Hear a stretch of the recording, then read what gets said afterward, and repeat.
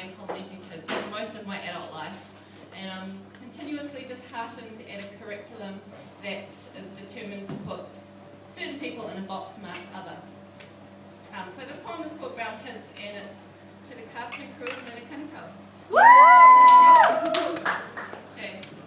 Brown kids got beef against a society that believes that they belong beneath the radar, underneath the minimum wage, beneath the breadline, steadfast in their belief that this land of milk and honey will be the answer to their dreams. Seems those dreams are like them and caught in between. Got beef against a system where we can't even get a postgrad student loan these days. How's a brown kid ever going to get ahead, clear his head, earn his bread? He finds instead that he's caught in a system that systemizes and legitimizes the right to marginalize those who will not fit in that box. Put through the paces of other places and other faces, otherized and criticized by those whose eyes never see past their lies and close those eyes to the other races and the places they've been or the worlds that they've seen. Only know that the place where that face belongs isn't here, isn't in a space or place that's shared with you, must be different, must be less than, upper class, upper decile, upper cut, undercut by the brown underclass of this society that falsely believes itself to be multicultural. Read between the lines of your white page, and I wonder why brown kids got beef. Brown kids got swag, got selfies on the net and networking and Facebooking and always looking for something to put on Instagram. Status updates in the latest shoes, hair, clothes, bag, phone, and keeping up with the Joneses and keeping down those other brown kids that might get in the way. Brown kids got swag, strutting, strolling, rolling his shoulders back, walking tall in his hood, walking tall in his church, walking tall in his kare, at his marae, on his tūranga waiwai. He knows his place to stand, but at his school, in his classroom, those rolled shoulders slump at the sound of scholarly symbols made for you to understand, not him. Except for speeches time, and then he shines, because isn't that what brown kids are good at? And society, his greatest teacher, smiles and nods, thinking that's the way it should be. Brown kids baffled and barred by beliefs that don't belong to them, and points the way, away from the white collars and the big dollars and the places where real power lies, out the door, around the way, down a few flights of stairs where there are more brown kids like him. Trades, services, labour, food tech, travel and tourism. Society pats his broad shoulders and assures him, you'll be fine here, you'll get your credits. University, why do you want to go there? All your friends are here. And if not there, then out the door and on the factory floor, taught not to ask for more than this day-to-day existence, subsistence, sucking on the dregs of society's scraps. And if not there, then in the factory with mum and dad who hoped for a better tomorrow, without the sorrow or the struggle. Then into the bells of the system you go, by now so far down that when that dole rolls in, it's like Christmas. Forget minimum wage, this might be all a brown kid qualifies for. And when a brown kid does succeed in your system, what does he get but more debt, more regret that his people can't see what he sees. And so he works and keeps working for those bigger concepts that most of us don't even think about.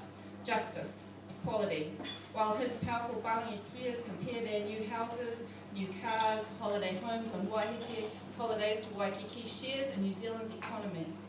Brown kid doesn't plan to holiday on tropical islands, but sends money to the islands, put money down in his parents' house, bails out his younger sister, tutors his cousins, speaks to the church and the community on letting the children live, gives all he has to give, and then buys that new headstone to mark his nana's grave, because she's the one who believed he could go all the way, and the last of his pay goes to the man upstairs for all possible things.